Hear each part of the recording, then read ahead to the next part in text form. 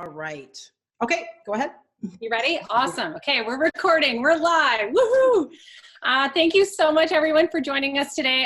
As people are slowly logging into this webinar, tuning in, I wanted to take a really quick minute to introduce myself and our other host of this webinar, and also to kind of give you a little bit of information as to how this webinar will flow. This is kind of new technology for me. Dr. Susan Walker is joining us today. She has done webinars before, so she's a little bit better at this than I am, so bear with me. But I, again, wanted to take a minute to welcome you. My name is Krista Levitt, Curl Specialist. I am one of Canada's leading curly hair specialists up here in Kingston, Ontario, Canada. And I wanted to introduce to you Dr. Susan Walker. She is the founder, CEO, an amazing mompreneur of Earth Tones Naturals product line. She's also a trichologist and a naturopath doctor. So thank you so much for agreeing to host this today, Susan. I so appreciate it. And I know that the people that are watching are going to eat this information right up. Thank you. Yeah, so, and again, this is kind of a fairly new platform. So what I'd like to hope today to do for you guys is to monitor the chat. So if you are on Zoom, and again, this is new to me, but there's a little chat bubble with 3 little dots in it. And this is a place, hey, Sherilyn, this is a place where you can ask your questions. Susan has prepared an actual kind of PowerPoint presentation with a whole bunch of slides full of information.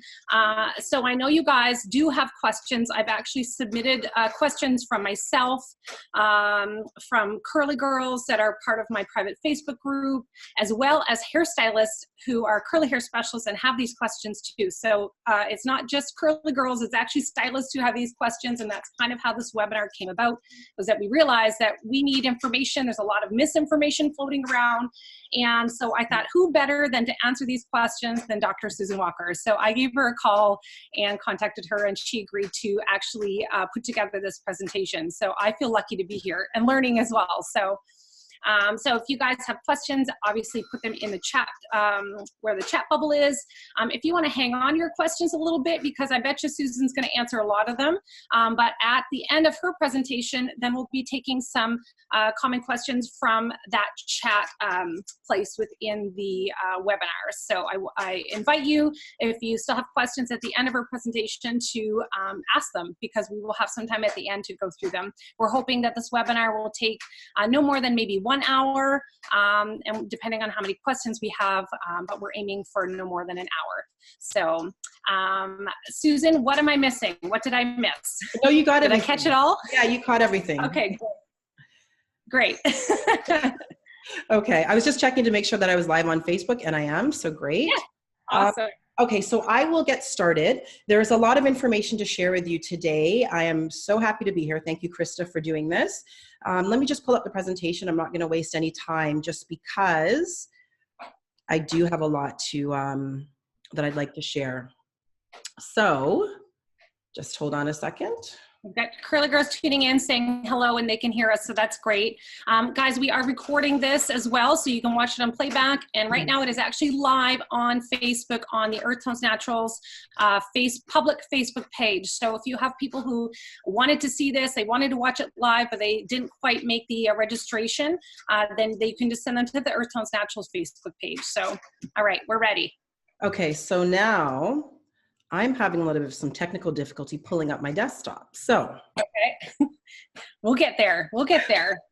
Everything was fine before. Okay. It was. We were on here for at least a half an hour before this started, ladies. Made sure everything was working and good. But you know, technology. Okay, here we go. Here we go. I got it. All right. Okay. Sorry. Hold on a second. Let me just do this again. And share. Perfect. Okay. So hopefully everyone can see my desktop right now, which is the presentation. I can see it. So okay. That hopefully means everybody else can. All right, perfect. So today's presentation is the protein misconception. And what I want to talk about or go through is basically the agenda for today. I'm just trying to move this out of the way. Oops, so I can see. So it's going to be an introduction. We're going to talk about hair structure. We're going to talk about hair damage.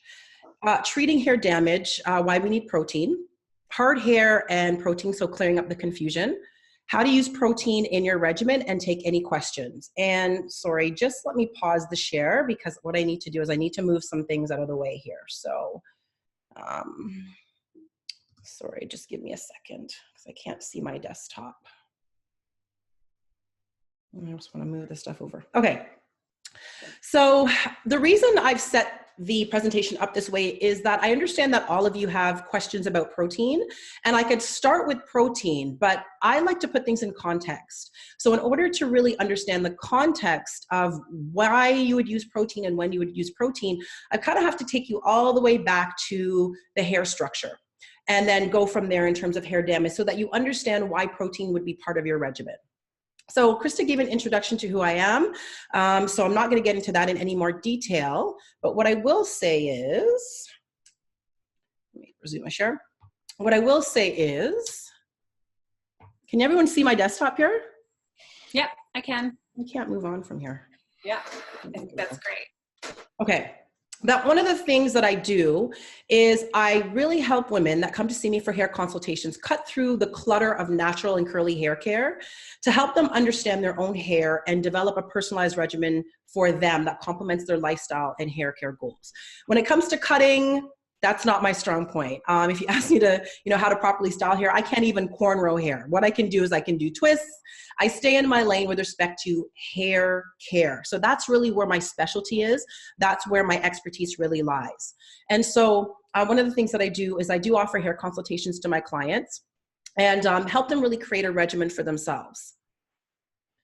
And my articles have been featured in these online publications.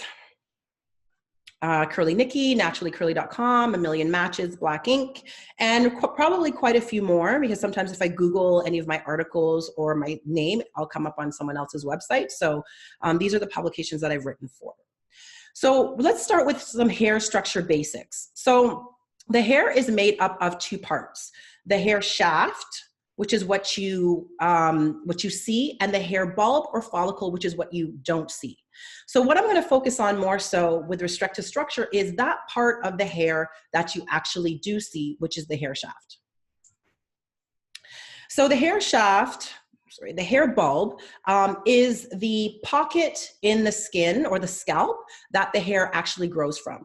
The hair shaft itself extends above the surface, and it's a dead structure, and it doesn't have any nerve connections, so you can't feel anything when the hair is damaged because there's no nerve connections. There's no connectivity to the underlying structures.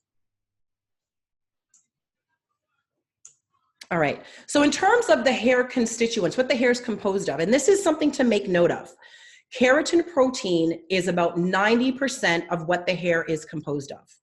Then you have lipids or fats, which is about 2 to 9%. You have water, you have melanin, and then you'll have some trace elements. So let's talk more about the part of the hair that you actually do see, which is the hair shaft. This is the part of the hair that we're most concerned with on a daily basis. So it consists of biologically inactive tissue. So it's made up of dead protein cells. Remember, the protein cells, or the protein, makes up 90% of the hair shaft. And it consists of 3 structures called the cortex, the medulla, and the cuticle. So let's talk a little bit about the medulla. The medulla you don't really hear much about, but it contains specialized cells with air spaces. And in fine hair, it might be broken or missing, which is one of the reasons that fine hair is so fine. It doesn't have all of the 3 structures of the hair, but it is typically found in those people with thick or coarse hair. Now, the cortex makes up the bulk of the hair shaft. Now, this is also important. So if you're making notes, you want to make note of this slide. It makes up the bulk of the hair shaft, and it's responsible for the tensile strength of the hair. So the ability of the hair to stretch and be manipulated without breaking. It contains the hair's protein, which is called keratin, and it also contains the pigmented protein called melanin.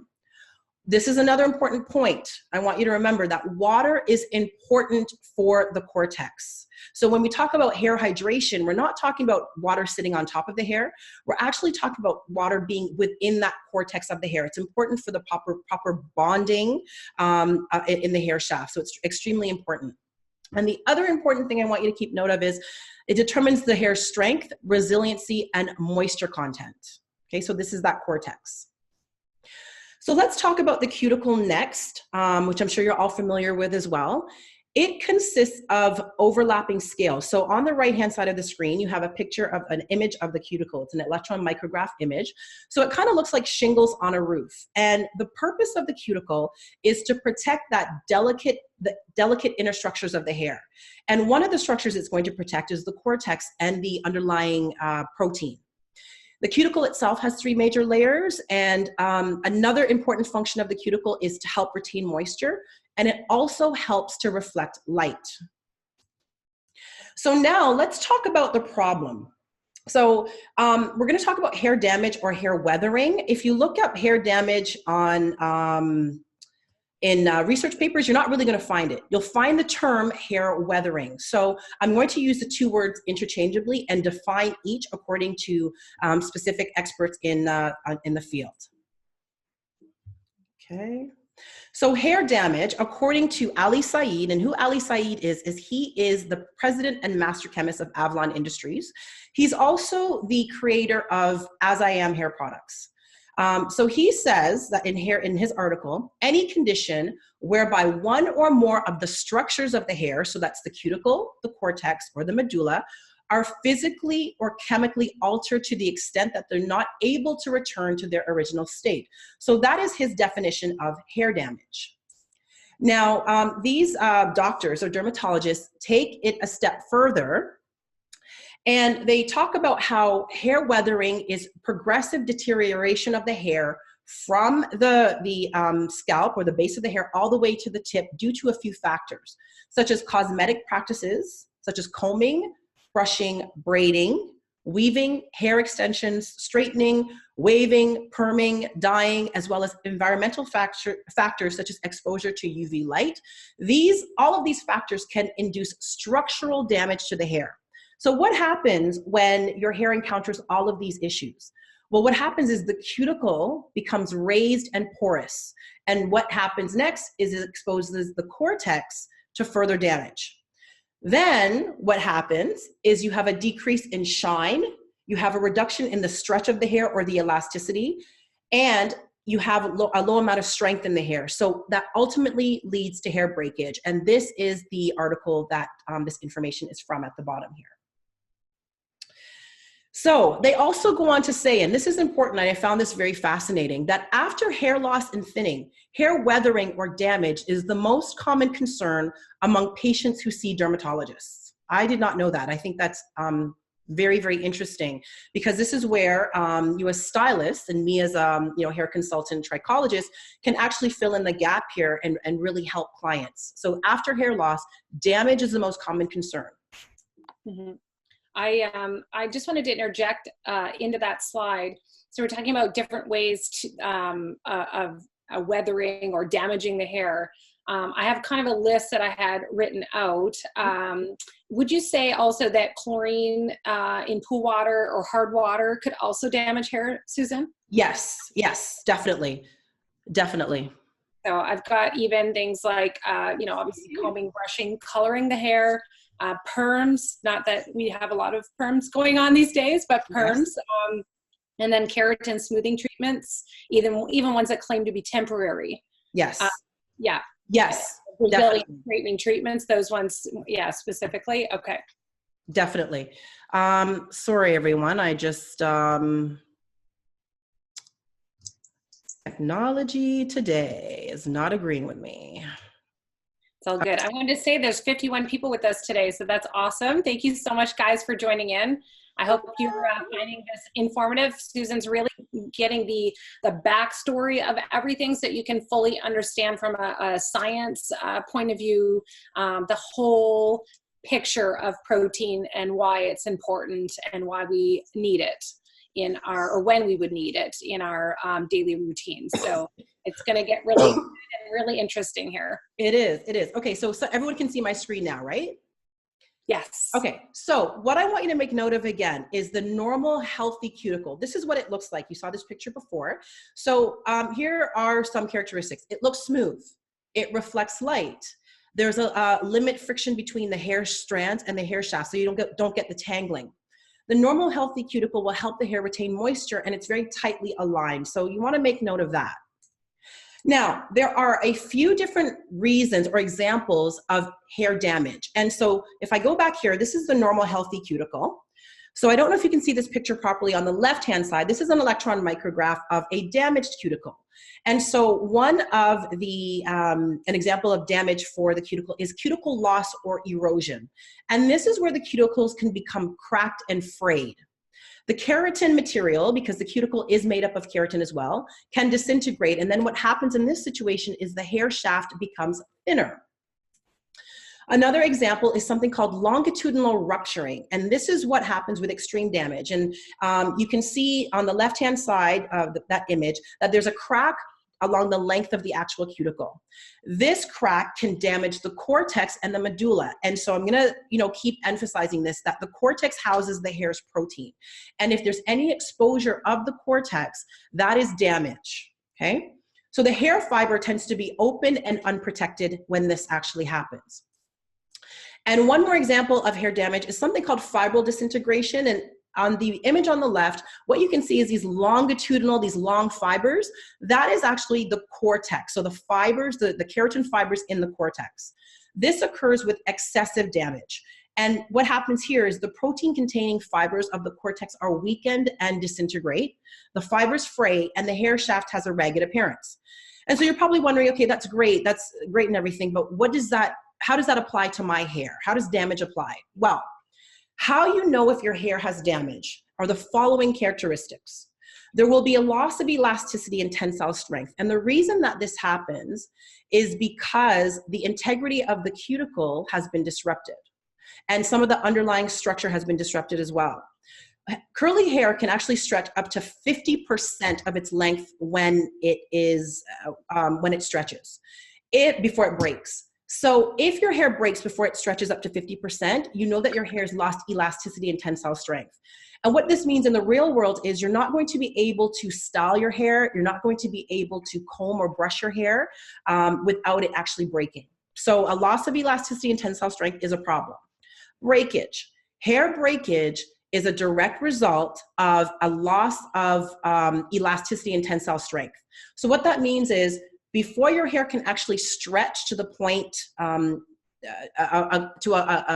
okay or how do I put this? Before it can stretch, much before it breaks, it's breaking. So if you comb your hair, if you've lost elasticity and tensile strength, you just run the comb through it once and your hair breaks off. Okay, so that's where breakage and loss of elasticity and tensile strength kind of go hand in hand. Porosity and loss of moisture, these two factors really go hand in hand. Hair that is porous has cuticles that are damaged. Because the cuticle is directly related to allowing moisture in and out of the hair, if the hair has increased porosity, then what tends to happen is it loses moisture very quickly. All right, so healthy hair can actually retain moisture for a longer period of time, and it takes a little bit longer to dry. Highly porous hair dries very, very quickly. And then you have this subsequent loss of moisture. The dullness is due to frayed and cracked cuticles. Because remember what I said earlier, that healthy cuticles actually reflect light. But if the cuticles are cracked and frayed, then you have this dull appearance to your hair. The brittleness and dryness come from a loss of moisture. Okay, this is important for later on. So brittleness and dryness is directly related to a loss of moisture, which tends to be related to an increase in porosity, which are related to the health of the cuticle. Okay, the split ends have to do with longitudinal cracks. Remember I showed you that image a slide ago of that longitudinal rupture in the cuticle. So split ends are just longitudinal ruptures or cracks in the cuticle that travel up the hair shaft. Excessive tangling now has to do with cuticles that are raised. And then what happens is the hair fibers catch on each other and they snag and you have excessive tangling. Flyaway hair issue has to do with the fact that the hair, when it's damaged, carries an electrostatic charge, a negative electrostatic charge. And because two negative charges repel each other, you have flyaway hair. And last but not least, limpness and lack of body or hair that doesn't hold curls well directly has to do with the damage, your damaged hair. So I want you to make note of this slide. I'm going to come back to it over and over in the presentation, but I want you to make note of some of these characteristics. So what are some causes? Hair damage results from a range of cosmetic and environmental factors, as Krista was mentioning earlier. So they can generally be broken down into two different groups, cosmetic and then environmental. The cosmetic causes can be broken down into three different groups. The first one being aggressive mechanical manipulation, the second one being excessive heat use, and the third one being incorrect use of chemical procedures. Now, I don't want to spend too much time on each of these just because it's beyond the scope of this presentation due to time, but I'm just going to mention them briefly. So the first one, aggressive mechanical manipulation. So that includes combing and brushing, tight braids and weaves, which tend to cause traction alopecia and recession of the hairline, and broken hair and extension. So all of these are in the group of aggressive mechanical manipulation. The next one, which again, I'm not going to spend too much time on it. I just want to put it here for completeness. Excessive heat use, blow dryers, flat irons, curling irons, hot combs. So any type of heat can actually disrupt the moisture content in the hair and cause damage to the keratin structure and cause damage in general. And last but not least, incorrect use of chemical procedures. So that could be applying perms incorrectly, chemical straightening, Brazilian hair straightening, hair coloring and dyeing. All of these can cause hair damage. And environmental factors, and I want you to make note of this slide, and again, I'm going to come back to it, caused by ultraviolet radiation or UV light. And the result to your hair is hair dryness. There was a reduced strength of the hair, so it's going to break easily. You have a rough texture to the hair. There's a loss of color and luster. There's stiffness, and then there's brittle hair that can ensue from exposure to excessive UV light.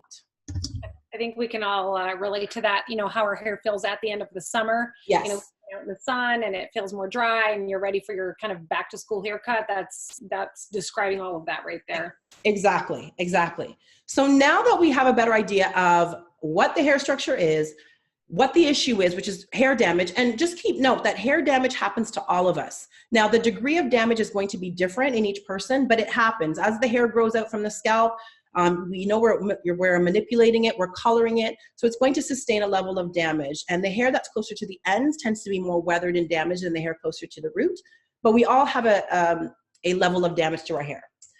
Excuse me. So how do we treat it? Well, the reality is, and the facts are, that once the hair damage is damaged, it can't be completely restored. Cutting is really the only way to get rid of damaged areas. But if you don't want to cut your hair, you want to preserve some of your length, you can do some things in the meantime to make your hair look and feel as though it's healthy. Now, this is where conditioners play a role and specific ingredients play a role. And now this is where hair proteins come in. So, and again, this is not Susan saying it. This is, you know, this is experts saying it in their field of cosmetic science and hair care. And again, from this article, Hair Damage, Its Causes, Prevention, and Cures by Ali Saeed, he's recommending the following products for damaged hair. So he's saying that part of your arsenal should be leave-in conditioners, deep penetrating conditioners, reconstructors, moisturizers, laminates, therming styling lotions, finishing conditioners, pre and post chemical conditioners. Now, I don't want to spend a lot of time on the other ones, but what I want to spend time on is two of them, the deep penetrating conditioners and the reconstructors, because they're directly related to what we're going to be talking about today with respect to protein. So your deep penetrating conditioners are commonly known as intensive conditioners. Now, this is important. They penetrate the hair shaft to deposit moisturizing and protein-rich substances. They're typically left on the hair for about 20 to 30 minutes for the deepest penetration. And what they do is they work to repair those damaged areas. And they're going to moisturize, detangle, and eliminate static charge. So these are moisturizing and protein substances in your intensive conditioners. The next set of repairing agents I want to discuss are heavy-duty conditioners called reconstructors. These are specifically for severely damaged hair. And what they do is they contain micro and macro proteins to fill in cracks and ruptured areas within the hair shaft. They may also contain polymeric agents, which are also called polymers, to tightly bind the structures of the hair shaft together and fortify the hair. Now remember, your hair reconstructors contain a high amount of protein and therefore severely damaged hair. So let's get into what proteins are. You've heard about them. What are they exactly? Well, they're made up from single units called amino acids. And so this image on your right-hand side is a protein, an example of a protein chain. And each of the circles is an amino acid. So the amino acids are joined together and they're bonded together through something called peptide bonds. And each protein is made up of several hundred to a few thousand amino acids. So we're going to distinguish a protein from an amino acid. So a protein is several amino acids joined together, and an amino acid is kind of like the building block of protein. Here's another important point to make. In order for proteins to be useful on the hair, it has to be the correct size and correct molecular weight. So whole proteins, like egg, that we all put in our do-it-yourself egg mayonnaise masks, and you think that you're actually doing a protein treatment and that protein's getting into the hair, it's not. And the reason it's not is it's because it's a whole protein. And whole proteins are not small enough and they're not the correct molecular weight to actually be absorbed through the cuticle into the cortex where they actually need to work. So they're too large to be useful, and what they end up doing is sitting on the hair without conferring any real benefit to the hair. So what do we need to do to these protein molecules to get them to be useful? Well, we do something called hydrolysis. And over this image over on your left-hand side, just think of this A, B, C, and D section as a whole protein, and those little vertical squiggly lines as places where they're cut.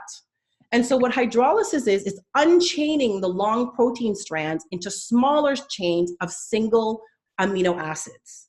And so what tends to happen in hydrolysis is those bonds are broken that hold the amino acids together. So essentially with hydrolysis, you end up breaking up the protein into smaller fragments. Once you do that, the protein is small enough and hopefully the correct molecular weight, especially if you're using a protein for cosmetic reasons, to get into the hair to do the job it's supposed to do. So what are the benefits of hydrolyzed protein? They're the correct size to be used in the hair, and they actually penetrate into the hair. They stick onto the hair through the cuticle. They can stick onto the hair, or they can be absorbed through the cuticle into the cortex. Now, this is what they do. They form temporary bonds with the hair. They're going to repair and condition the hair. They're going to strengthen the hair. They're going to reduce breakage. They're going to help patch up the cuticle, and they tend to deposit better in regions of damage. So, I apologize, everybody. If your hair is damaged, the more damaged it is, the more beneficial the proteins are going to be onto your hair. Excuse me. So what are some examples? What are some examples of hydrolyzed proteins? Well, you have hydrolyzed wheat protein, hydrolyzed rice protein, hydrolyzed soy protein, hydrolyzed keratin protein, hydrolyzed jojoba protein, hydrolyzed oat protein, et cetera, et cetera. The key is that when you look on an ingredient label, you're going to see the words hydrolyzed followed by the type of protein it is in the product. So protein sensitivity, is it fact or is it fiction? Well, according to Audrey Sivasadi, and the author of The Science of Black Hair on page 93, she says that establishing and maintaining an appropriate protein moisture balance in the hair is vital to the success of any hair care regimen, and it's the key to fighting breakage. Now, remember the context. This is in the context of breakage, hair breakage, but we can apply some of these principles, okay? So, what is protein sensitivity? Next slide. So causes of hair breakage specifically. So her book is about black hair, so I'm going to discuss in the context of black hair according to her book, but we can apply this to curly hair in general. So black hair breakage tends to occur due to a deficiency in moisture. So that's either protein-induced hair breakage, or because of a protein deficiency, that's moisture-induced hair breakage. okay? So your hair can either break because it doesn't have enough moisture or because it doesn't have enough protein. Does that make sense? Okay, so notice what she didn't say here. She did not say here that your hair will break because of too much protein. She said that your hair will break because you have a deficiency in moisture or you have a deficiency in protein. Both types of hair or breakage originate from unbalanced, unresolved structural and elasticity conditions within the hair fiber. So that coincides with the slides that we took a look at earlier when I spoke about the reasons or the causes of hair breakage or hair damage, and then what it feels like, what your hair feels like when you know your hair is damaged. So again, just keeping in mind here, and I know a lot of stylists will use this book as a reference point, that she does not say that hair breakage occurs due to an overload of protein. She said it occurs because of a deficiency of moisture or a deficiency in protein. Susan, can I interject real quick on that slide? Could also diet, and I'm wondering if that's the second part of what she's talking about, unbalanced, unresolved structural and elasticity conditions. Could diet play a role also? Indirectly, only because it will help with the quality of hair that's emerging from the scalp. But remember, once the hair emerges from the scalp, it's dead. Right. So there's no amount of nutrition that is going to help the hair that's emerging from the scalp, but it will help the hair that's growing in. Got it. Yeah. All right, so let's talk about protein-induced hair breakage or moisture-deficient hair breakage. See, I can understand how people can be a little bit confused because she calls it protein-induced, but then it's moisture deficient. So I can understand how people can think, okay, well, it must be due to an excess of protein, but I'm gonna re-emphasize this slide and reiterate, there's nothing here about excess protein causing hair breakage, okay? So what is it? It's moisture loss from the hair, or moisture is prevented from getting into the hair. And the way that moisture would be prevented from getting into the hair is if you're using a lot of oils, and a lot of non-water-based products. And what it'll do is it'll block moisture from getting into the hair. And the result is hair that is hard, inelastic, and rigid, okay? So what are some causes? Now, this is according to her book: excess sun exposure, harsh shampoos, heavy oil use, overuses of blow drying and flat ironing, and the overuse, and here's where I know people have focused in on when it comes to protein, the overuse of protein-rich products, so protein conditioners, reconstructive treatments, and hard gels. Now, I wasn't able to do this before, but I would love to know which hard gel contains a high amount of protein. So if anybody knows of one, according to the ingredient list, let me know, but most gels do not contain an overabundance of protein. So this is from her book. Overuse of protein-rich products. And I think that people have honed in on this and they're like, that's why my hair is hard. I'm gonna get back to this. The next type of hair breakage is moisture-induced hair breakage. And again, it's confusing because it's actually protein-deficient hair breakage. So what occurs in this type of hair breakage? Well, this occurs when the hair's natural protein structure is destroyed. And when does that occur? Well, it typically occurs when the hair is exposed to a lot of chemical treatments. And I'm going to get into that in the next slide.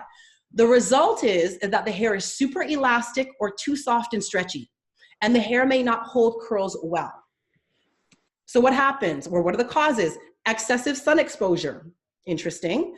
Overuse of styling techniques, so hair colors, chemical relaxing, and overuse of deep conditioning treatments. Okay, that I understand.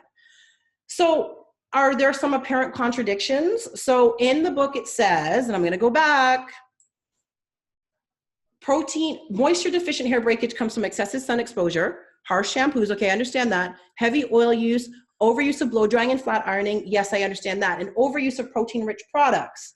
And then we have here moisture induced, so that's basically too much moisture caused by excessive sun exposure, overuse of styling techniques. So this is when you have a protein deficiency. Okay, I can get that because when you're doing any chemical treatment, you're actually messing up the integrity of the hair structure, and overuse of deep conditioning treatments. Okay, according to, and this is from Ali Saeed, his slide on the characteristics of damaged hair, here is a list. Now, I said earlier that this all has to do with the integrity of the cuticle an increase in porosity of the cuticle that causes the hair to lose moisture, and structural issues that causes the hair to break. This is what this is all about.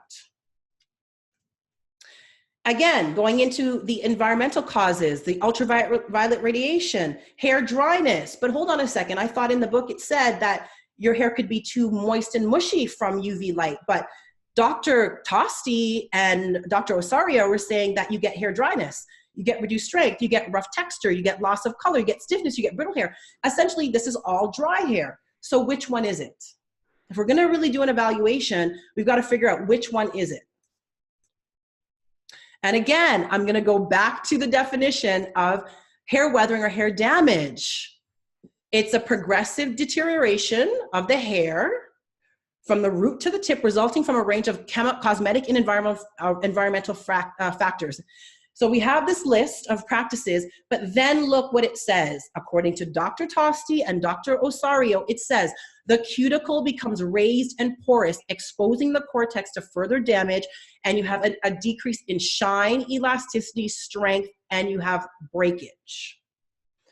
In nowhere in any of these articles that I looked up did it say that you should not use protein because damage is caused by over-proteinating your hair. So I just want to put that out there. I have not seen any research articles, and if there are some, please, send them my way because I'd love to take a look at them that support that. So here are some protein sensitivity articles, some of them on Naturally Curly website, some of them Black Information, that pretty much say the same thing. This is what it says. Protein sensitivity is experiencing dry, stiff, and brittle hair after using a product with protein or high amounts of protein. And the articles conclude it's a good indicator that there's too much present in your hair, which compromises the protein and moisture balance. But hold on a second. I thought that dry, stiff, and brittle hair has to do with too little moisture. That's what I thought. But it's saying, no, if you have dry, stiff, and brittle hair, you've got too much protein. Nowhere did Audrey say that. Audrey said that you have breakage due to too little moisture and not enough protein. So does that now say that if you use or you're using too much protein, your hair becomes dry and stiff? I'm so confused by this whole thing. And again, these are from articles that are out there. Too much moisture creates limp hair that's too elastic. This is true. This is absolutely true. But it also says more times than not, your sensitivity is just actually protein overload. Where's the research? Where's the research that says this? And one of these articles has to do more with protein sensitivity with respect to having an allergy to it. But all the other ones have to do with your hair being dry, stiff, and brittle after using a product with protein. Okay, sure. Let's do a little case study. This is the APHOGEE two-step protein treatment. I have used this in the past when my hair was relaxed. Now remember the causes of damage. You've got your hair being dry and brittle due to issues with the cuticle and the cortex. You also have your hair being damaged because of what? Chemical treatments. So this APHOGEE two-step protein treatment, and this is from the APHOGEE website, is a unique treatment formulated with magnesium and modified proteins. They fuse into the hair with the application of heat. That is important. From their website, it says, when heat is applied, the two-step protein treatment begins to harden as the bonding and repair process begins. That is what's causing the hardness in this two-step treatment. It is the bonding of the protein to the hair with the application of heat to patch up those spots. Now, this is also important because, again, if you use this product, and it's true, your hair becomes hard and brittle. So that's why they say, don't touch your hair. After rinsing and moisturizing with the APHOGEE Balancing Moisturizer, the hair becomes supple, but remains much stronger than before. Why? Because the protein has bonded to the hair through the heat, and when you wash your hair, when you style it, it doesn't come off that easily. This is why it can mitigate breakage for 4 to 6 weeks. Breakage is drastically reduced, and it is. And after you use the Balancing Moisturizer, yes, your hair does become more supple and more pliable. Okay. This is from APHOGEE. They were answering a question on their website that asked, how often can we use a protein treatment? And they said, our studies. So they've studied this. indicate that the treatment should bond to the hair for 4 to 6 weeks under typical hair washing and styling habits. This is why you use heat, to bond the ingredients to the hair so that when you wash and you style, they stick onto the hair. If your hair feels damaged or is breaking off prior to the 4-week mark, it is safe to perform another application. It will not damage your hair. And here's what APHOGEE says. Properly used, there's no such thing as protein overload. Dryness or stiffness is caused by incomplete rinsing or under moisturization.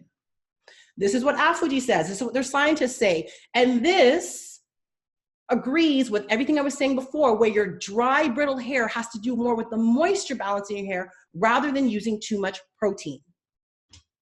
Awesome. All right. Awesome. So good.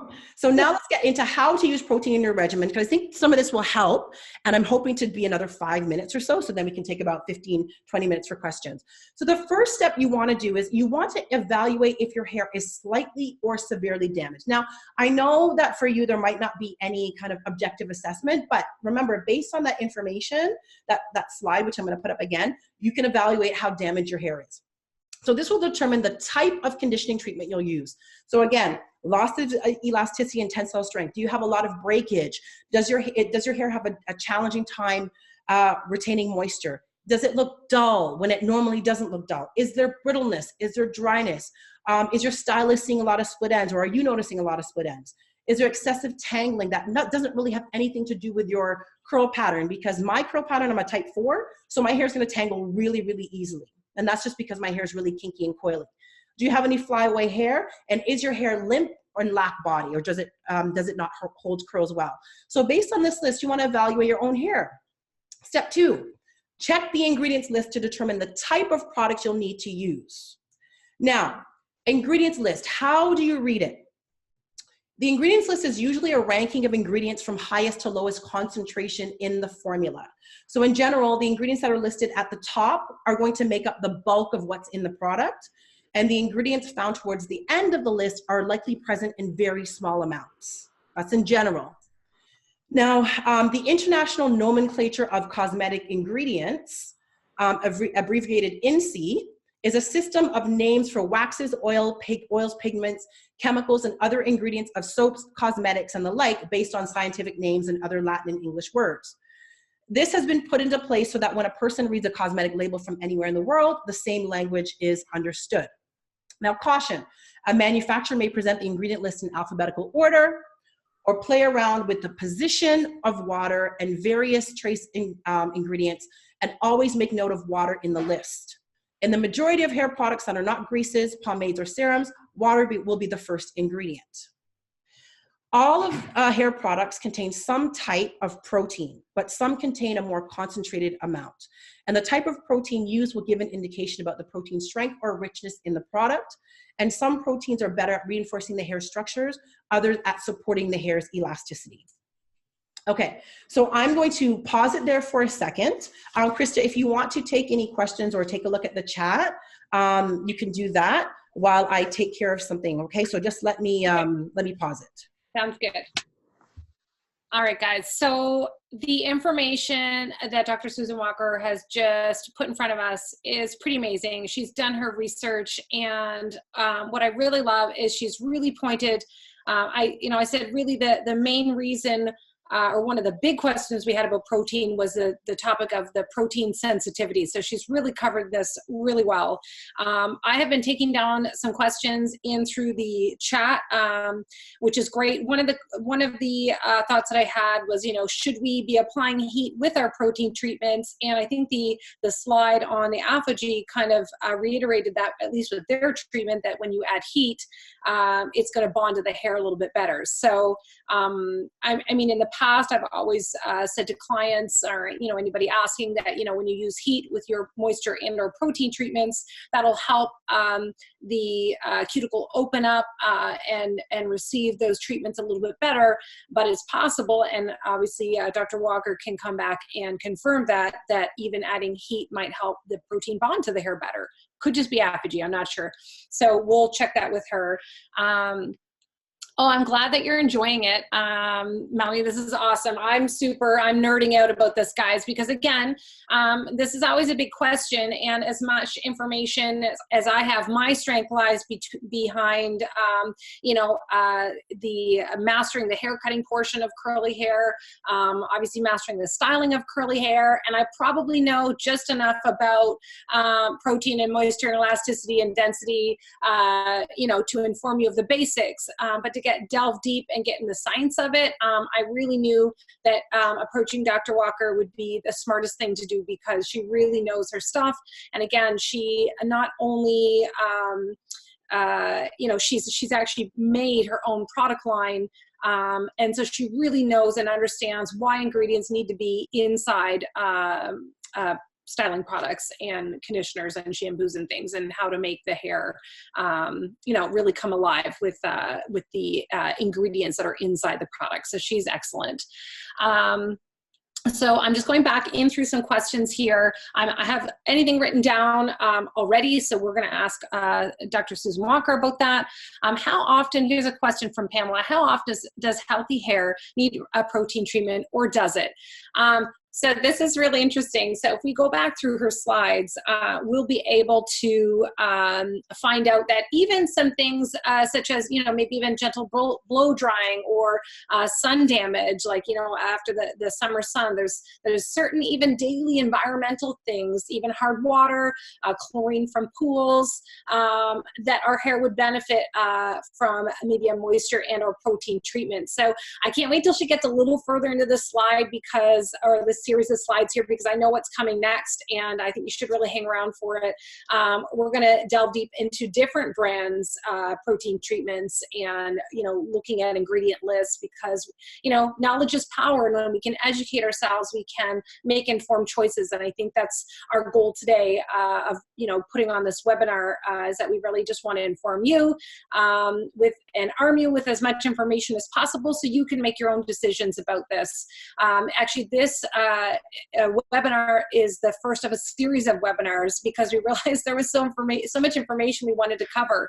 We want to talk about humectants, we want to talk about moisture, of course, also glycerin sensitivity. That's a big kind of keyword in the curly world, so we're going to be talking about that. So there's going to be webinars in the future, and this was our first one because, again, it was the main reason why I went to Dr. Susan Walker in the first place, because, again, not only were clients wondering about protein treatments, protein sensitivity, but also hairstylists in the curly world are wanting to educate ourselves too, because our clients are asking us. And I will never say that I'm an expert at everything naturally curly hair. I'm always learning, so I'm getting a lot out of this webinar. I hope you guys are too.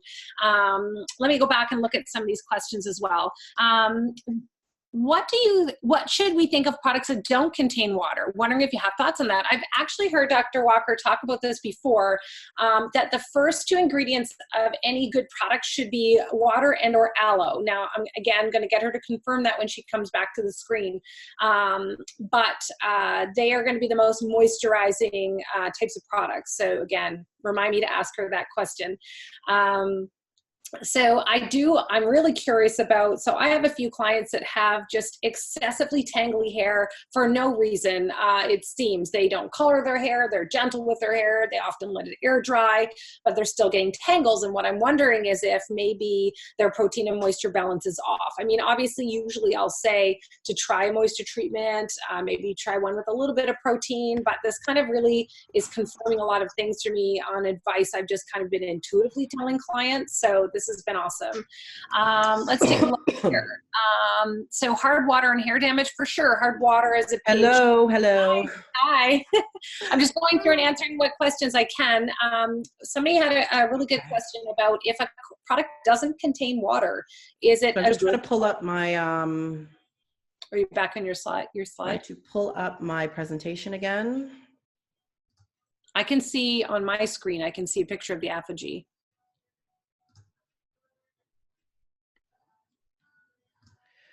Okay, can everybody see this? I'm good.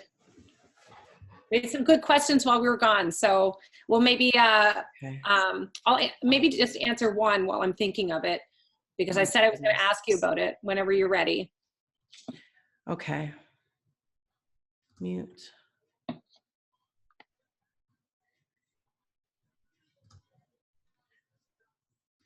Okay, everyone can see? Yep, I got it.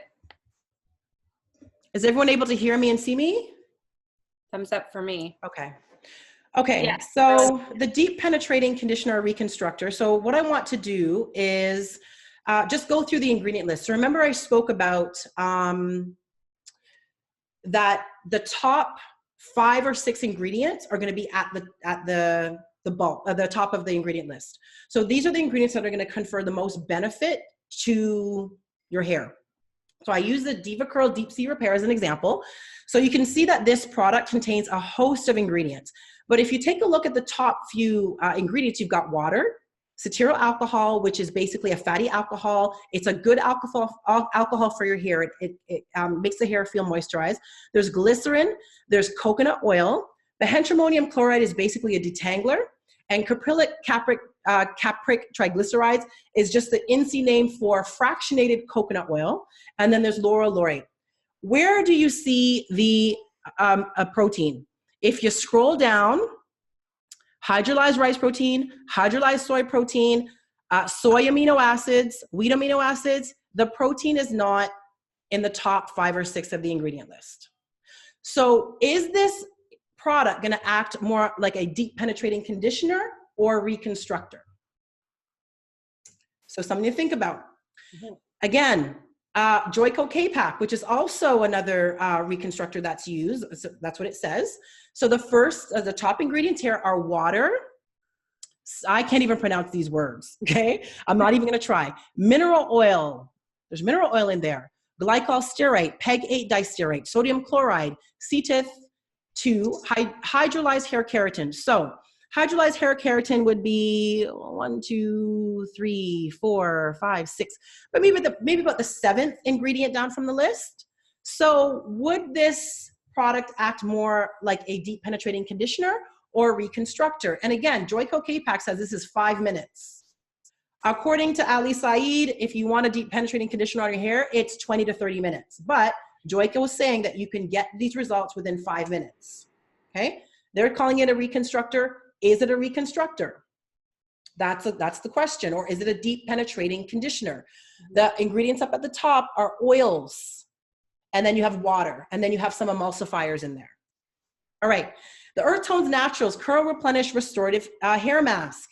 Again, top 5 list: water, aloe vera juice, glycerin, coconut oil, benzhomonium methosulfate, and cetyl alcohol is an INSEE name for 1 ingredient.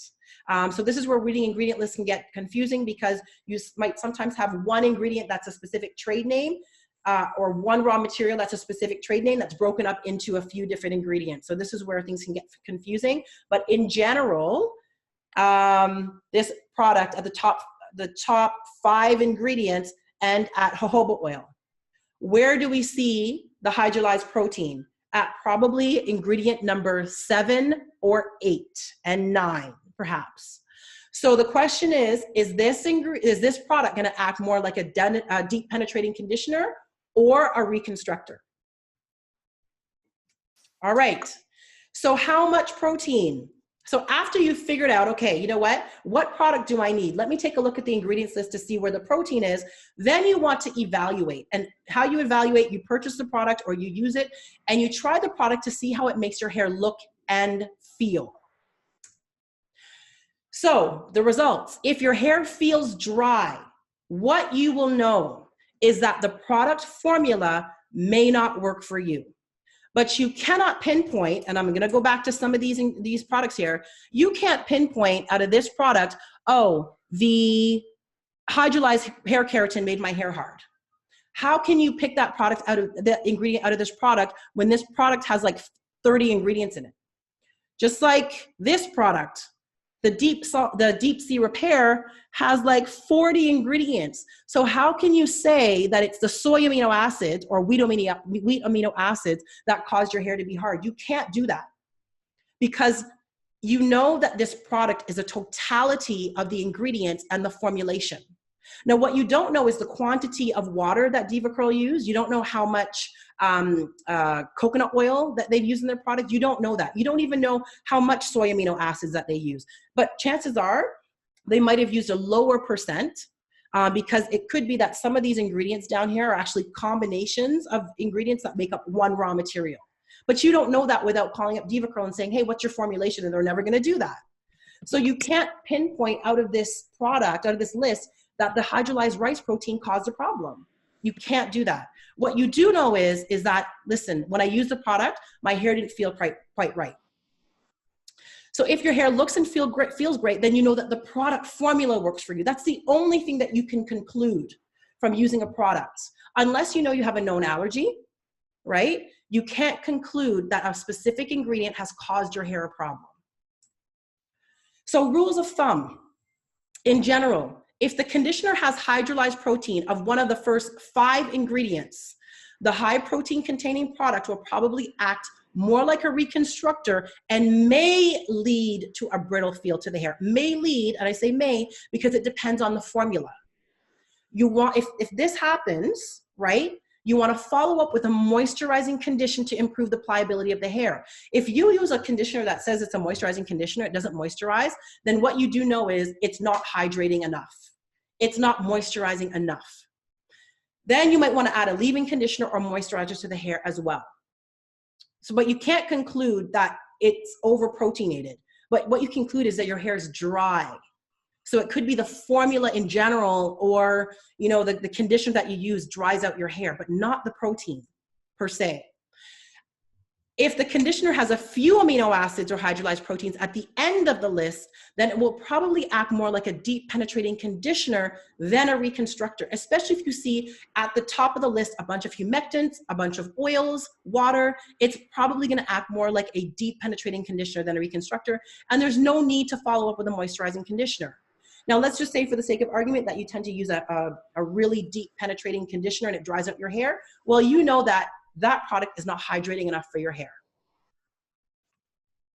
So how frequent do you need to use protein? Well, the frequency depends on the needs of your hair. Reconstructors can be used every 6 weeks if necessary. So if your hair is severely damaged, you've got a ton of breakage, split ends, and you want to delay the time for actual cutting, then you might do every 4 to 6 weeks or so.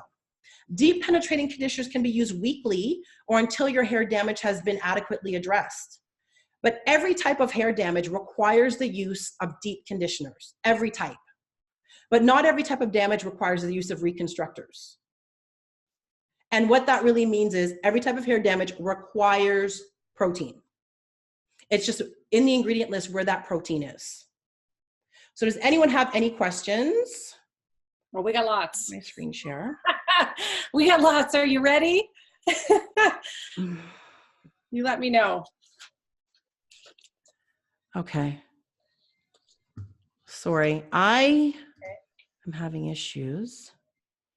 Built-in microphone. Uh-oh. Can you hear me, Susan? Can you hear me, Krista? I can hear you. Can you hear me? Can you hear me now? Okay, I'm gonna look through the chat. Oh. I can ask, I've kind of made a list of questions. Can you hear me? Sorry, hold on a second.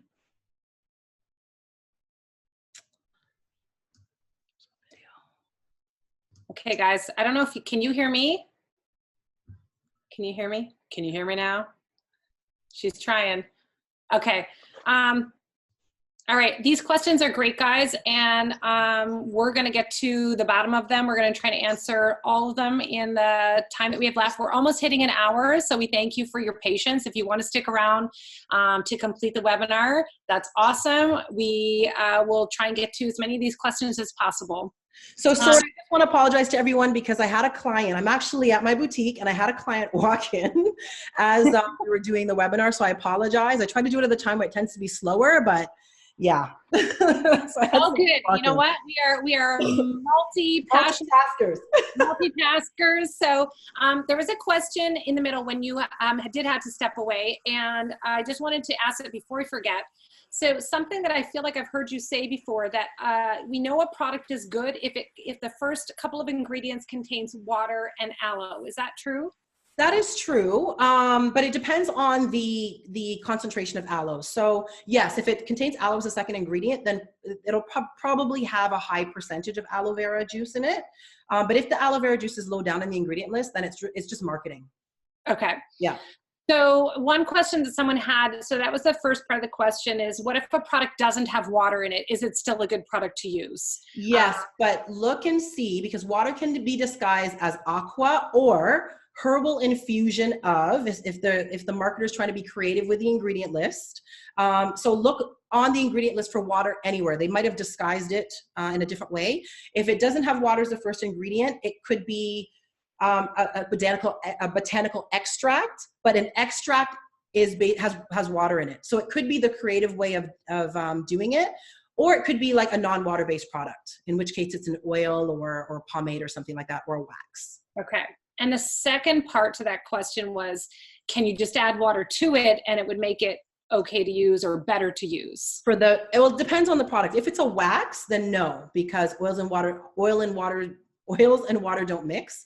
So the wax has a specific purpose. So if I knew the specific product, I can kind of get a sense of, what the product is. Okay.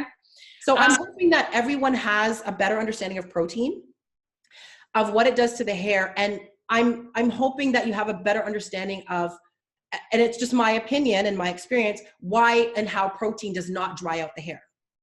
Like that, I'm hoping that's the conclusion of the presentation, that it doesn't. There's no evidence that it does. If you're thinking it does, then it could be the product itself that is just not agreeing with your hair. And I think there's so much erroneous information out there. And then when you take a look at the vlogs and the blogs and people are talking and they don't know what they're talking about. And, this confuses people even more, but there's no evidence to show that protein makes your hair hard. And I wanted to use that APHOGEE example because the second ingredient in APHOGEE beside water is protein. And the way the APHOGEE formula is, you have the protein, you have the magnesium, and you have some other chemicals in there that when exposed to heat, they create a bond with the hair. Olaplex. I've never used Olaplex, but I know a lot of stylists use Olaplex. I think they're number 2 and 3. Olaplex 2 and 3. That's a bond. I don't want to repair, bond creator or something like that.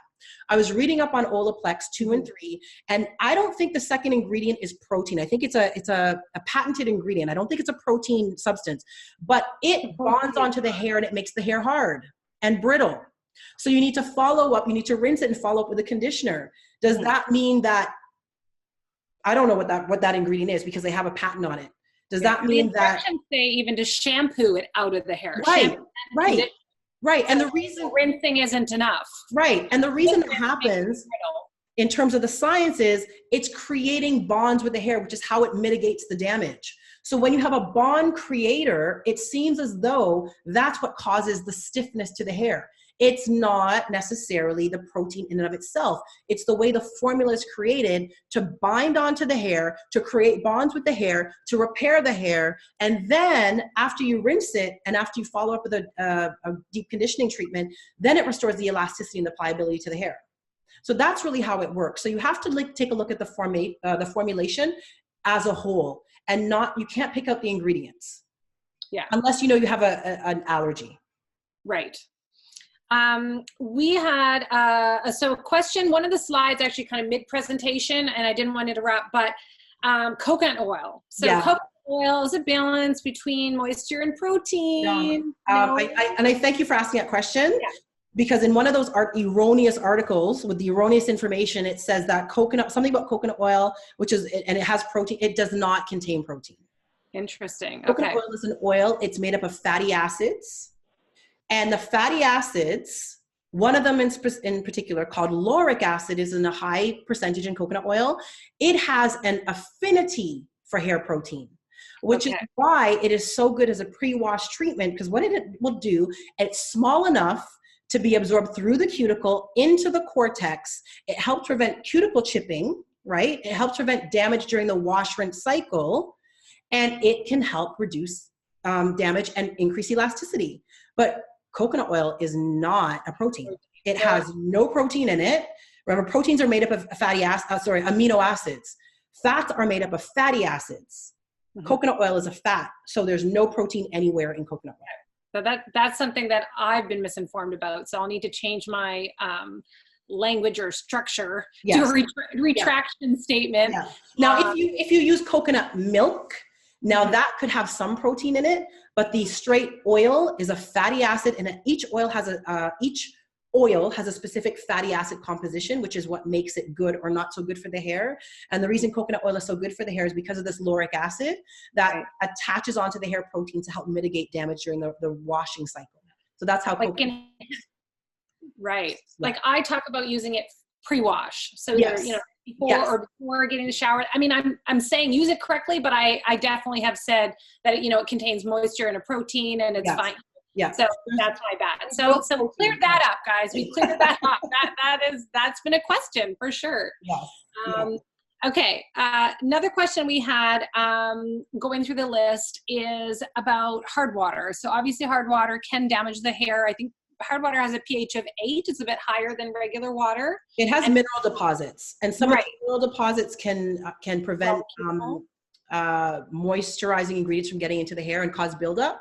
So for hard water, you'd want to have something that filters the water if you want to be really anal about it. If you're using any sprays, like water sprays on your hair, I would use distilled water. So that's something that you can definitely think of, but it's because of the mineral deposits that can deposit on the hair. And so you want like a chelating shampoo. Right. But a co-wash is not going to work for mineral deposits. Right. So if you have hard water, you're going to want to clarify. The clarifying and chelating is the same. Are we talking about the same language, or are we talking different? Clarifying can help to reduce mineral deposits, but a chelating shampoo has something called disodium EDTA or something like that, which is an actual chelator. So that is going to help remove the hard mineral deposits. So if you think you have mineral deposits in your hair, then you could go that step, or you can just use a shampoo with, dare I say, sodium lauryl sulfate. Oh my goodness. To clarify the hair, right? But then you follow it up with a good deep conditioner, because you know what you're doing. You know that you're clarifying the hair. You want that clarifying, but then you deposit those good oils and the humectants back into the hair by using a deep conditioner. Like, I am a walking not contradiction. I am like a curly girl and natural girl no today. So I mean to say that I wash my hair with a shampoo. I deep condition with a protein-based or protein-containing deep conditioner. I used a gel high in glycerin, and I did it on damp hair, and my hair is super soft. Go figure. I broke all the rules. And it still worked for you. It works. It works because I know what to look for and know what to do. And the unfortunate thing is, a lot of ingredients that are beneficial to your hair, you're not using because someone on some vlog or blog said don't use it based on whatever information they got that's inaccurate. So, yes. So good. So good. Okay. I need to get to a couple more questions. One question. Absolutely. I have time. You have time? Okay, I have time, yeah. Perfect. So low porosity hair, does it need protein? This is a question I get often. Yes, it does. The low porosity hair is definitely a challenge. And the reason it's low porosity is, remember the cuticle picture that I showed you earlier? Well, the scales happen to be very tightly aligned in low porosity hair. So what tends to happen in low porosity hair is it can't accept moisture very well because the scales are so tightly aligned. And then they happen to have product buildup a lot on low porosity hair. Those are the only two challenges that I've seen in low porosity hair: buildup and the use of, they tend to use a lot of oils, because low porosity curlies think, oh, I need to use more oil. Well, no, you don't need more oil. You need humectants. Humectants are what, like glycerin, are what are going to get your hair soft and supple. You can use heat to open up the cuticles slightly to allow those moisturizing ingredients into the hair. So that's the challenge with low porosity hair. I'm not going to deny it's a challenge, but humectants, heat is good. And yes, you need protein, because even though low porosity hair tends to be strong, it can still experience the same type of damage that higher porosity hair can. It just, characteristically, low porosity curlies tend to be able to grow their hair longer because it's stronger. So when it comes to protein treatments, low porosity girls might not need as many protein treatments as someone with hair that is not as strong structurally. But you still need some protein in the hair. Yeah. Yeah. Awesome. Neha's got a great question. My 5-year-old daughter is a swimmer. Her hair seems excessively tangly. It's probably obviously the chlorine. How often does she need a protein treatment, or does she? Well, so we talked about tangling being a part of hair damage, being a part of cuticular damage where the cuticle scales are lifted. So I would say if her hair, how often does she swim, first of all? Does she wear a swim cap, second of all? And if she doesn't, then I would do a protein treatment like at least once a week. But to mitigate some of that damage, you definitely need to wear a swim cap. Definitely, because the chlorine can damage your hair like crazy. Yeah. So, you know, just prevent some of those issues by getting a swim cap for the hair. Like, and also on the top of tangles, I have a few clients whose hair is very, very healthy, and for whatever reason, excessively tangly. So they you know, don't have any color in their hair. They often air dry, fairly diffuse, but still the tangles are so excessive that they can't even take it. So what would your advice be to them? Do they use any, so what's their hair care regimen? So are they all sulfate, silicone free hair care regimen? Probably not deep conditioning yet. Some of these clients are newer to me, so they're not on the deep conditioning train yet, or protein treatment train. So obviously tangling was kind of on one of the slides, I believe it was in there. Yes, and that was on the hair damage. The hair. Right. Now, I would say that just because your hair is tangling doesn't mean it's necessarily damaged. Like for my hair, because it's so curly, it's going to tangle. So my regimen consists of, and when my hair is longer, washing my hair in sections and in twists, so it reduce some of the tangling. But definitely conditioner. Conditioner helps reduce the tangling. A good conditioner, doesn't have to be a deep conditioner, but just a conditioner with a lot of slip to it. Protein treatment for sure. And then, I know they're curly good girl method, but you'd want to consider, and this is, if you want, I can do a talk on silicone as well. Silicones, the research shows that it is a great product for reducing tangling between hair strands. So really, when it comes to hair care products and ingredients, you just have to do it based on your philosophy. So do you want to use as natural products as possible? Then the silicones and the mineral oils and stuff like that, that's not even a question. But if you want products that are going to work for your hair, don't discount some of these no-no products. Or ingredients, don't discount them. I'm not advocating silicone, but I'm saying the research shows that for curly hair, it's one of the best ingredients to use. There are definitely silicone substitutes, but just kind of putting like a little asterisk beside silicone that perhaps if they try everything else, a little asterisk, if they try everything else. We got to put a pin in that one, because that's definitely another webinar. Another conversation, and a webinar. But I would say conditioner, leave-in conditioner, a good rinse out conditioner, a good leave-in, that's going to help reduce that tangling. That will definitely help.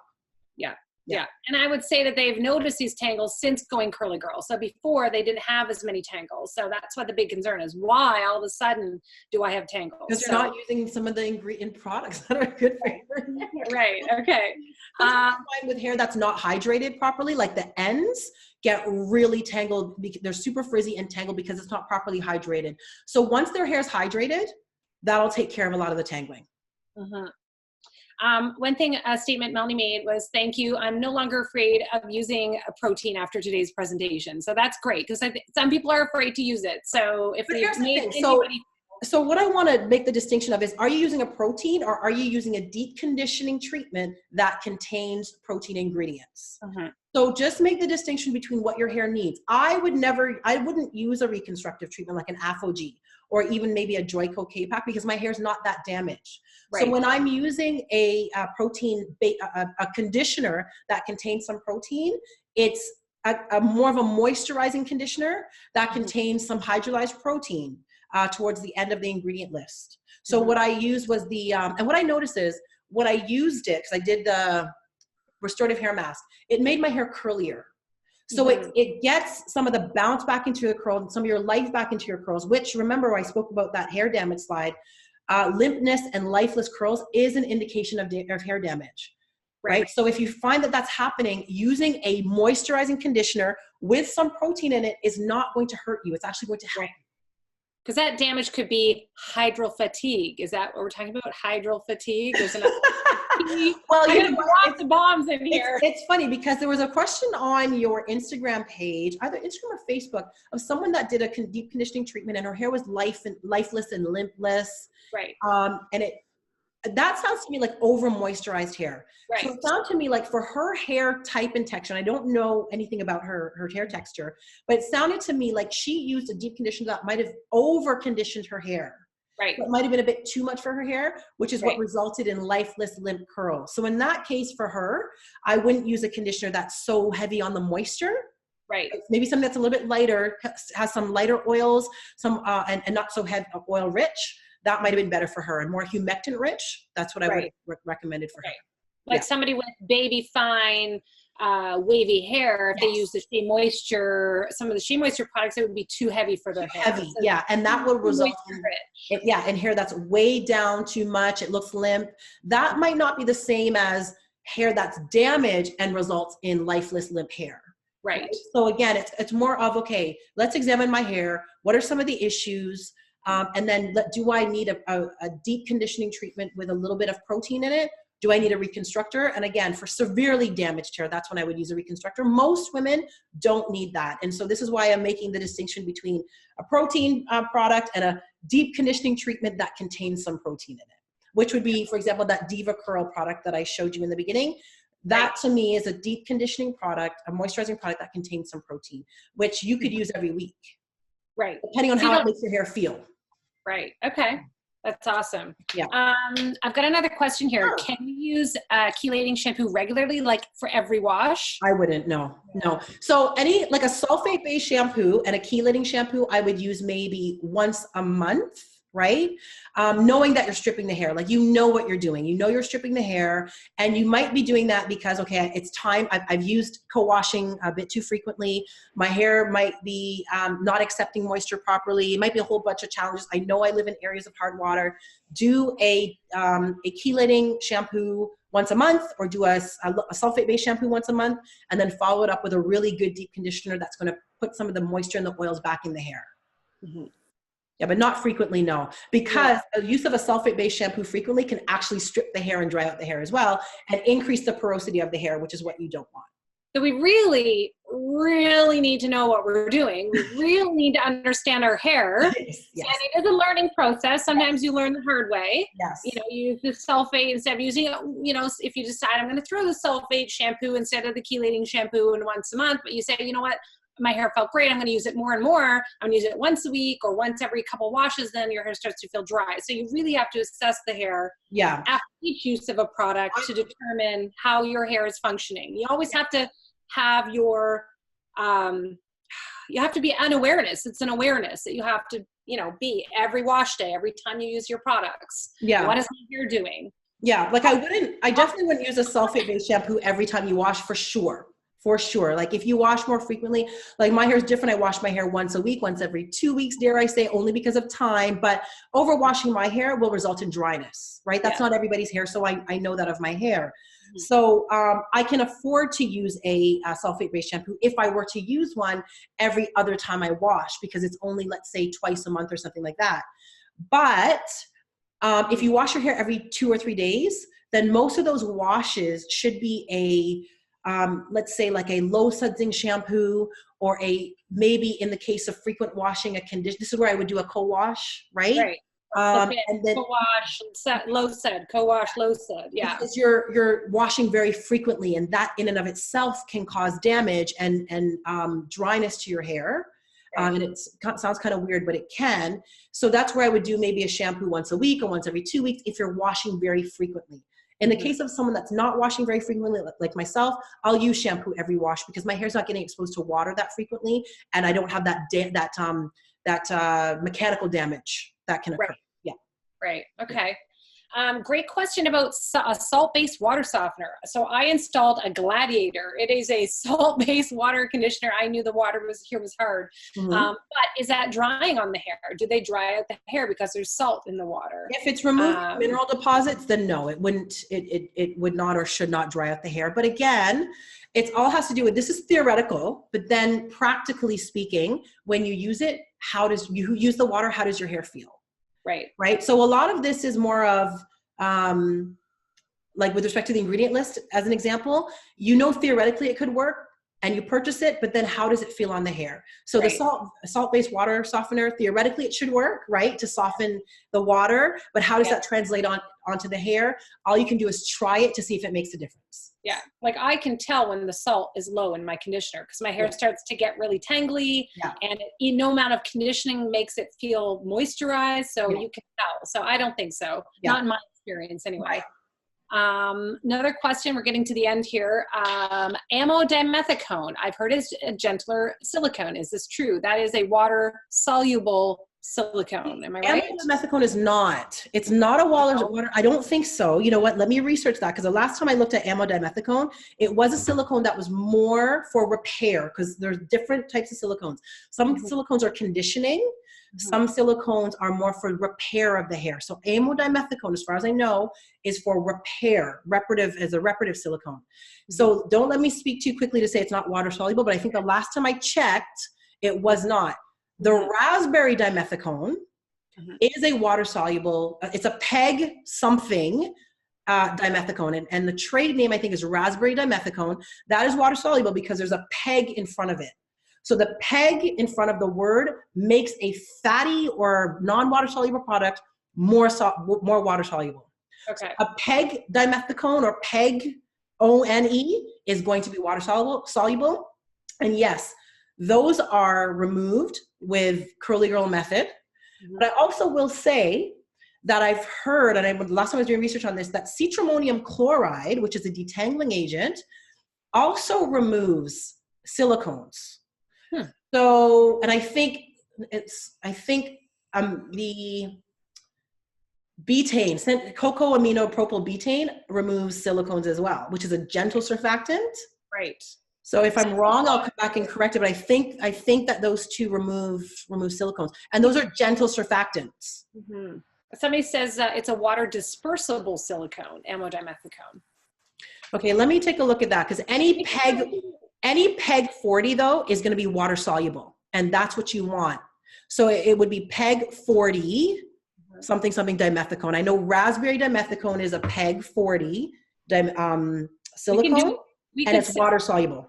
Okay. Yeah. We could set that up as maybe another webinar, because I think you could do a whole other talk on silicones. Absolutely. Everything with Curly Girls is kind of, everything that we're talking about is all intermixed. Like we want to just give it all to us. But don't ask me glycerin, because I can do a presentation on glycerin. Glycerin is a whole other topic. And we will. We are going to do glycerin and glycerin sensitivity. We're going to do that. Humectants. We need to do that. That might be maybe the next one.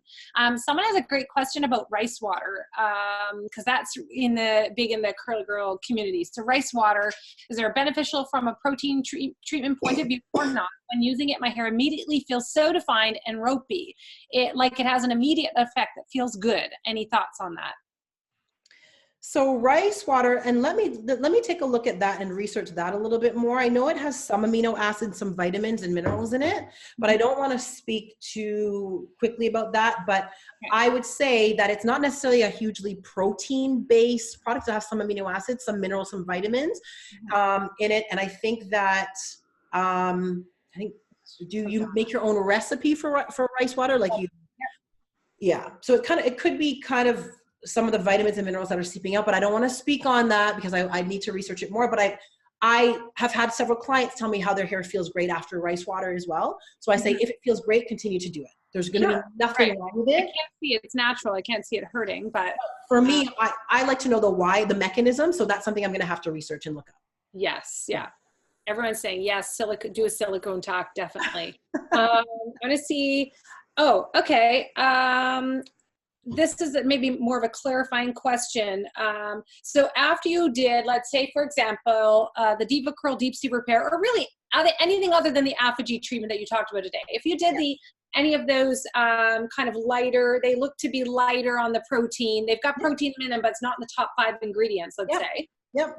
Is using just a regular conditioner after those products a good thing to do? You don't need to. You don't need to. So it's an extra. Feels like it, maybe. No, you won't need, if the hair, see, and this is where you have to now go with formula now. So if you use a product that has some of the proteins closer down to the end, right? Because those proteins are very beneficial to the hair. If you look up, hydrolyzed rice protein, hydrolyzed jojoba protein, they're excellent proteins. So if you use that product and your hair feels dry, then what you can conclude is this product is not hydrating enough for my hair. Got it. It just isn't hydrating enough. And let's say all things remaining equal, right? Meaning you've used the same shampoo you used before, you've used the same method used before, and the only thing you change is I added in this new conditioner and your hair just doesn't feel the same. The conclusion you can draw is it just didn't work for me. The product, the formula didn't work for me. Mm-hmm. If you can't really tell that if you change up everything about your regimen, right? And you add in a new shampoo, a new conditioner, a new towel, right? Yeah. You can't say, okay, this product didn't work for me. You just do it one at a time, Exactly. Right? And that's how I say, test your products, test your new products. Like, do everything the same. If you purchase a new product, test that one product. Mm-hmm. If you didn't get the results you're hoping for, then you can conclude that one product did not work well for me. I might have to change the way I use it, or this is a piece of garbage. I don't want it. I don't need it in my regimen, and get rid of it. And you never know. You could give it to a curly friend and they could be successful with it. Exactly. Yeah. So that's really the only way, unfortunately. And I know it kind of amounts to being a product junkie because you're trying so many products, which is why, it's great to have small size products or samples so you can actually test it to see, is this going to agree with my hair? Yeah. Right. Because that's all you know after you look at the ingredient list and evaluate it, what your hair needs. All you'll know is the product worked or it didn't work. The formula worked or it didn't work. Mm-hmm. Yeah. I was going to say, like, just because you are following someone on YouTube or Instagram and they have the same looking curls as you and they describe their hair the same as you, might not mean that product will also work well for you. Right. So, yeah. Sample sizes are important, because obviously, environmental waste and those things that, we don't want to pollute the environment buying a million products, but yeah, if you can get a sample or ask for a sample when you're buying your products, that would be ideal. Or even if you have a friend that has the product and they want to try it, that's another good way too. I'm big into testing, which is one of the reasons why here, when people come in, I just test the product in their hair to see if it's going to work. If it's not going to work, it's not going to work, right? But if it will, then at least they know, when it will. Yeah. Yeah. Same as like if people order in the online store, I make them little sample cups. Anything they ask for, I can make a little cup and they can try it. I'd rather do that than them, waste money. So Melanie has a question. So the Earth Tone shampoo with olefin can be used frequently. That's the question. Well, I wash every week or every other week. So that's that's what frequently means. So I would say it's a moisturizing and conditioning shampoo, meaning that yes, it has surfactants and cleansers in it.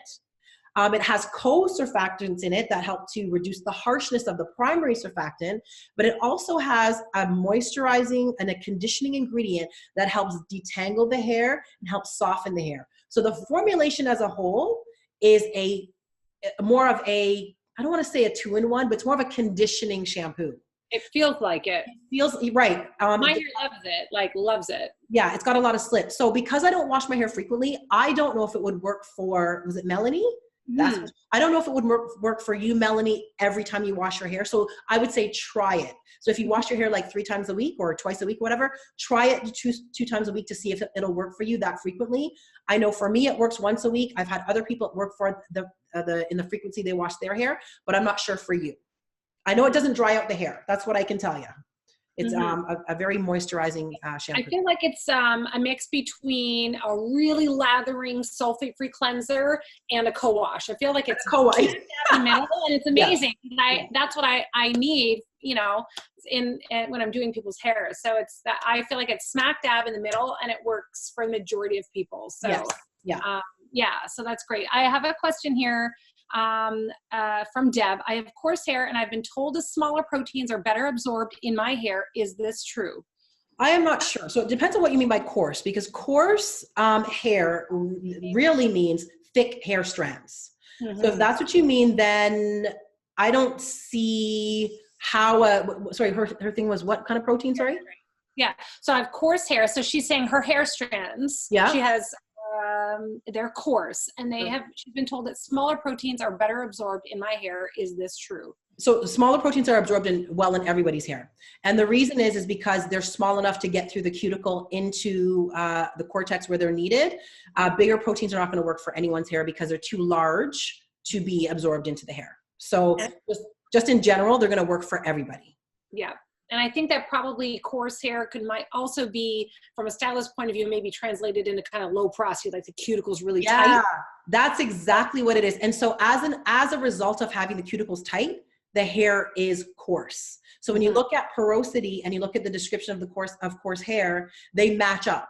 So yes, coarse hair tends to be lower or medium porosity hair, in which case, yes, your hair still needs protein, maybe not as much as somebody else with high porosity hair because your challenges are different, right? So part of what I encourage people to do, and I know we have a combination of stylists and just, curly hair enthusiasts here, is figure out what the challenges are with your hair, and then design a regimen around those challenges, which is what I do. So I call it a solutions-based hair regimen. So what are the problems that you're experiencing?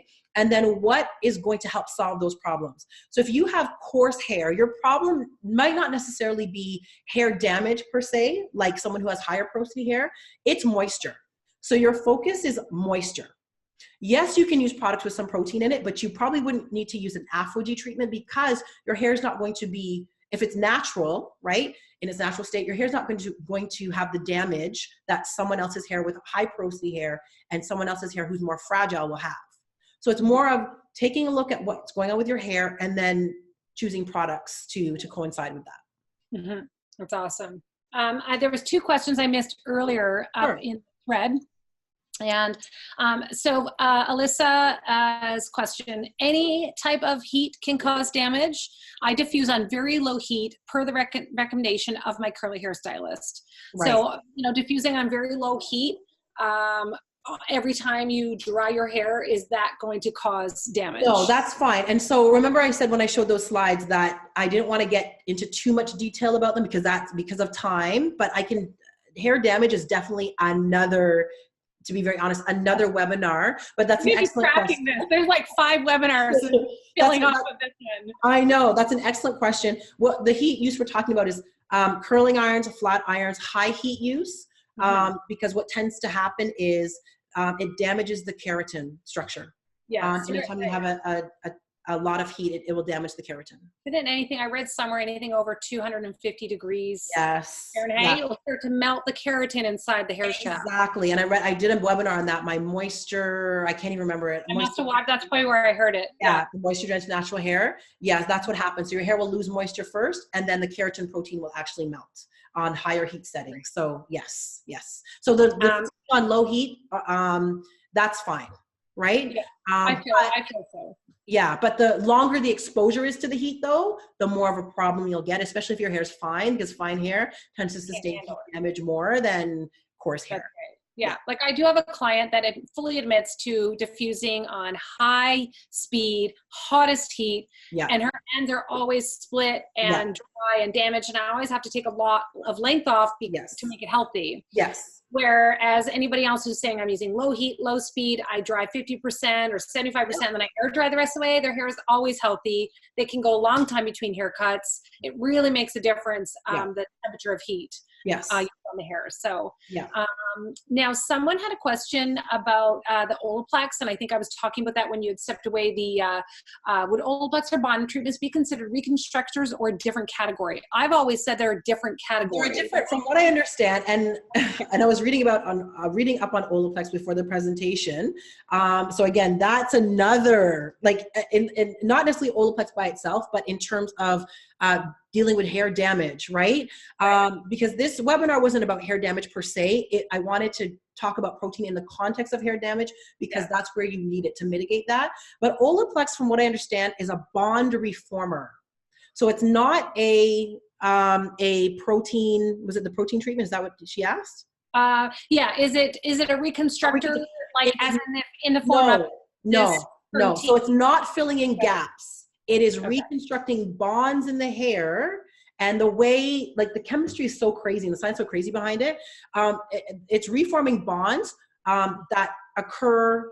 It's reforming bonds that tend to be broken when you're bleaching or coloring the hair. And that reformation of bonds makes the hair stronger. So it's different than patching up areas of broken protein, from what I understand. Yeah, that sounds like my understanding of it too as well. Yeah. Just to kind of sum up, one last question where Deb, we were just talking recently about the hair strands. She had a coarse hair analysis, and no, it's high porosity. I've done a hair analysis, it's high porosity, but it's coarse. So coarse hair tends to be low to medium porosity. I wonder if it's colored. Deb, is your hair colored? I'm just curious because if it's more coarse, then it's usually more low to medium porosity. And how was the hair analysis done is what I would ask. Like what kind of analysis was it that was done? Was it looked at under a microscope? I'm guessing it's probably Goose Footprints with Wendy from the Sciencey Hair blog. Okay. And she offers up with a very science-based approach to so you send in your hair samples, conditioner free, product free, and they go under a microscope. Okay. So because that's the way to evaluate it, right? Like look under a microscope, you can look at the strand thickness and you can measure, you can assess the strand, look at the measure it, look at the porosity. Coarse hair, which is thick hair, a thick hair strand that's over a certain amount of microns, typically tends to be low porosity, but if you've had it evaluated, what's more accurate is the evaluation, and it's high porosity, then we need to worry about water loss. We need to worry about closing up some of those cuticles a little bit to prevent water loss. So those are two things to look at. But regardless, Wendy, you need hydrolyzed proteins. You need the smaller protein. Everybody does. Yeah. Deb says it's low at the roots. That's okay. Wendy's the lady that does analysis. Yeah, that's okay. So she says, yes, it's low at the roots, medium to high in the mid shaft, and then high at the ends. Okay, that makes sense. Average, right? That makes sense because what's growing out at like closer to the roots is going to be lower. But remember the weathering I was talking about? So weathering is basically the progressive damage as the hair moves from the root to the tip. So it doesn't surprise me that close to the tip, your hair's high porosity because it's been the most exposed. Right. Coloring, if your hair's colored, or mechanical damage. So yes, that makes sense. Yeah. So basically that's a good analysis and a good start for you to say, you need protein. You need a deep conditioning treatment with some protein ingredients in it to help with some of the strengthening of the hair close to the ends of the hair, right? And to reduce some of that moisture loss that happens because of the high porosity. Right. That's awesome. Yeah. Yeah, she says thank you. So that's good. I feel like we have hit on everyone's questions, the questions that I had, some questions from stylists. Yeah, I think that we've really covered a lot, and I'm hoping that everyone who has been sticking with us today, we've gone for over an hour and a half. So thank you so much. I'm sorry, everyone. It's so exciting, right? Honestly, it's so exciting to talk about curly hair and really kind of get to the bottom of things. And I appreciate your time so much and your knowledge, and for taking the time to put together the presentation, because so many people are going to benefit from this. Everyone's saying thank you so much, and it was lovely to be with you this afternoon. I can't wait to do more of these because I am so excited. So I mean, what you can do is maybe take a poll to see what's the next topic that you want to talk about. I can talk about virtually anything. I'm sorry, everyone. I tend to be very long-winded and give the details, but I want to make sure that you have an understanding of what's going on so that you can reproduce the results, right? Like that to me is what's important. So that, you know, if you're not talking to Krista or your other stylists, if you're a curly girl, a curly hair enthusiast, you know how to reproduce the results. And that's why I go into the details. So hopefully it wasn't too long and too slow and I just want to make sure that you have the information. It is all in the details. Everything in life, it is always in the details. So people are asking where this is going to be posted. I'm going to try and post it on my Facebook page. You'll maybe put it on yours. I love to put it on my YouTube channel. That's and if fine. you have a YouTube channel. Yeah, so it'll be recorded. So we're recording it. So what I'm going to do once the recording's done, post it on Earth Tones Naturals, send it to Krista to post, and then you can post it wherever, Krista, you'd like to, but it's definitely going to be on my Facebook page and Krista's Facebook page. And then you guys can share it and share the word out from there, because everyone, needs to hear this information. It's going to dispel a lot of myths, and I hopefully we myth busted today. A lot of things about protein. Too. I hope that you all attending realize that. Hopefully I've changed your mind a little bit. If you thought that protein was drying for your hair, I hope I've changed your mind somewhat, that at least you can go investigate it for yourself and try products that contain protein. It's funny because I had a client walk in who, Krista is a customer of yours, my hair hates protein. It's like, I heard you talking, it's like, I'm like, well, this is what I'm talking about right now, myth busting this whole concept of protein being for the hair, making the hair hard. She's like, do you have any conditioners without protein? Because it makes my hair hard. And I said, no, it doesn't. So, you know. So you gotta take it home, try it. Yes. Yeah.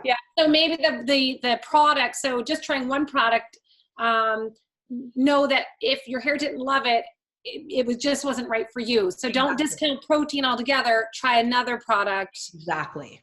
Yeah. Because you tried the deep treatment. The deep treatment has some protein in it, right? It doesn't have a lot, not as much as the hair mask, but you tried it and you loved it. Your hair responded beautifully to it. Yeah. And that has some protein in it, but it's more of a moisturizing treatment with some protein in it. And now I want to try the other one.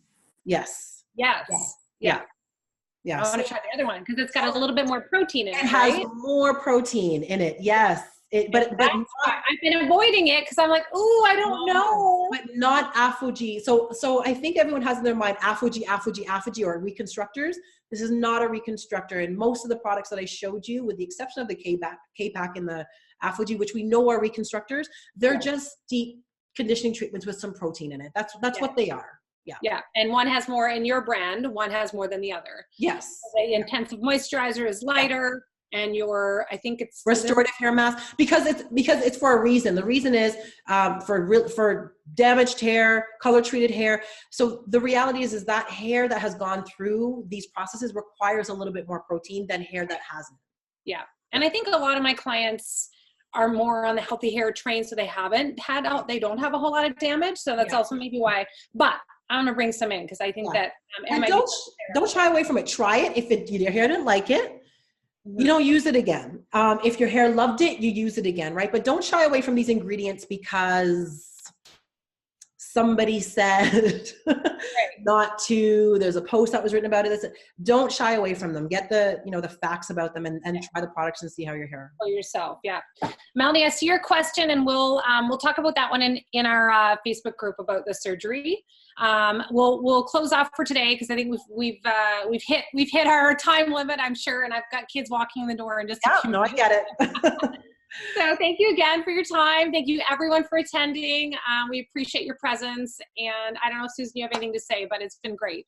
No, someone asked, what's the difference between a deep conditioning treatment that is protein driven and an actual protein? I hope I addressed that in the actual presentation.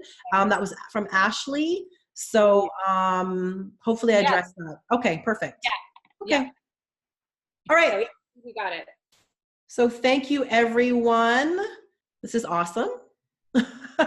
Thank you, everybody. So many. And, I'll see you on the next webinar.